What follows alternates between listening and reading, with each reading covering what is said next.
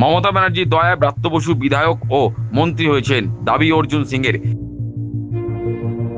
অনুমতির নির্ধারিত সময় অতিক্রান্ত হওয়ায় সোমবার মেয়র রোডে গান্ধী মূর্তির পাদদেশে তৃণমূলের ধর্ণামঞ্চ খুলে দেয় সেনাবাহিনী। মঙ্গলবার বিধানসভায় বিশেষ অধিবেশনে সেনাবাহিনীর ভূমিকাকে ৭১ সালের পাক সেনাদের অত্যাচারের সঙ্গে তুলনা করেন রাজ্যের শিক্ষামন্ত্রী ব্রাত্য বসু। এই ইস্যুতে শিক্ষামন্ত্রীকে বিধানসভায় ফেলে পিটানোর নিদান দিয়েছেন পদ্ম শিবিরের লড়াকু নেতা অর্জুন সিং। পাল্টা নিশানা করে ব্রাত্য বসু বলেন, অ্যান্টিডোট হিসাবে সুবোধ অধিকারীকে দেখলে ল্যাজ গুটিয়ে বিধানসভা থেকে পালাতেন অর্জুন সিং। যদি তাও বা অর্জুন সিং ঢুকত বিধানসভায় এবং যদি বাঙালি লোক মারো বলে তেরে আসতো, ওখানে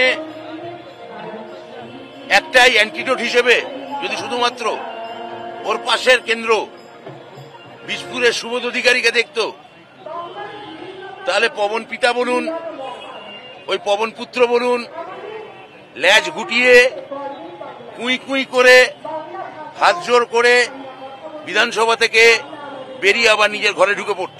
যদিও নিজের বক্তব্যে অনড় থেকে বৃহস্পতিবার ফ্রেড ব্রাত্যকে নিশানা করেছেন বিজেপি নেতা অর্জুন সিং।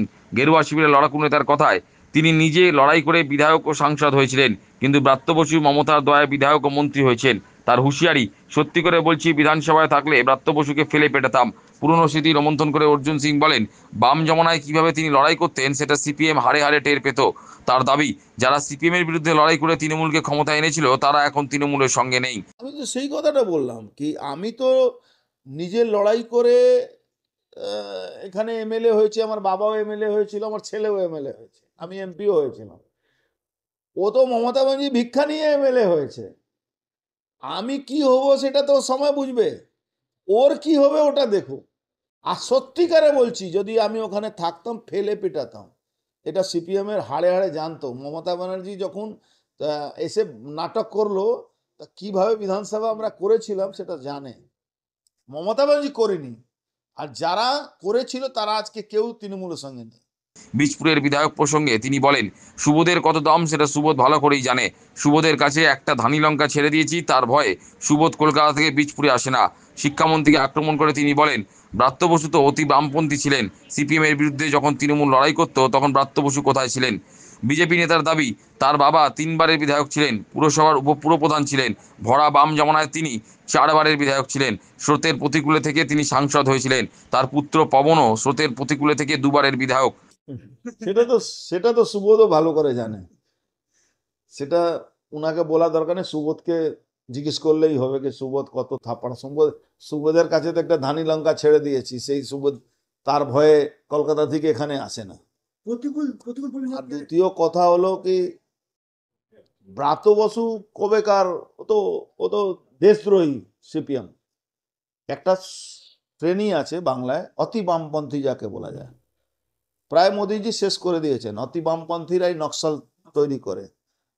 ভারতবর্ষ থেকে নকশাল 2026-এ মার্চ মাসের মধ্যে সব শেষ করে দেওয়া হবে। এই অতি বামপন্থী এই ব্রাত্য বসু মতন লোকেরা এই কাসাবের জন্য রাত্রিবেলা সুপ্রিম কোর্ট খোলায়, যে কাসাব ২৫০ লোককে খুন করেছিল। এই ব্রাত্য বসুর মতন লোকের, দেশদ্রোহী লোকেরা, যারা দেশ তেরে টুকড়ে হোঙ্গে ইনশাআল্লাহ ইনশাআল্লাহ, কাশ্মীর চাহে মাঙে আজাদি, ওর সমর্থন করে। এই ব্রাত্য বসু কোথায় ছিল যখন সিপিএম এর বিরুদ্ধে লড়াই হতো? ও তো মমতার ভিক্ষা নিয়ে মন্ত্রী আর এমএলএ হয়েছে। এর আগে কোথায় ছিল যখন সিপিএম বিরুদ্ধে লড়াই হতো? আমার বাবা ৩বারের এমএলএ, আমার বাবা ভাইস চেয়ারম্যান ছিল যখন সিপিএম এর বাজার, তখন আমি এমএলএ হয়েছি, ৪বার এমএলএ। আমার ছেলে ২বার এমএলএ হয়ে গেছে, ২বার আমি চেয়ারম্যান ছিলাম। সিপিএমকে শেষ করে আমরা এখানে হয়েছি, সিপিএমকে প্রায় তুলে দিয়েছি। প্রসঙ্গত তৃণমূল দাবি করছে, মমতা বন্দ্যোপাধ্যায়ের দাবি মেনে নাকি জীবন ও স্বাস্থ্য বিমায় জিএসটি ছাড় দেওয়া হয়েছে। এ প্রসঙ্গে প্রাক্তন সাংসদ অর্জুন সিং বলেন, মমতা ব্যানার্জিকে দেখিয়ে নাকি ২০০ সেনা ছুটে পালাচ্ছিল। তার কটাক্ষ, ভিক্টোরিয়ার সামনে দাঁড়িয়ে থাকা ঘোড়া ও খচ্চর এটা শুনে হাসছিল। মমতার দাবি মেনে জীবন ও স্বাস্থ্য বিমায় জিএসটি ছাড়, এটা শুনেও তাদেরকে এখন হাসতে হচ্ছে। দেখুন, মমতা ব্যানার্জিকে দেখে ২০০ আর্মি লোকেরা পালিয়ে গেছে। এটা ওখানে ভিক্টোরিয়ার সামনে যে ঘোড়া খচ্চড়গুলো দাঁড়িয়ে থাকে, তারাও শুনে হাসছে। আমাদের এখন শুনে হাসতে হবে কি উনার চাপে জিএসটি কমে গেছে, আর কি বলা যেত।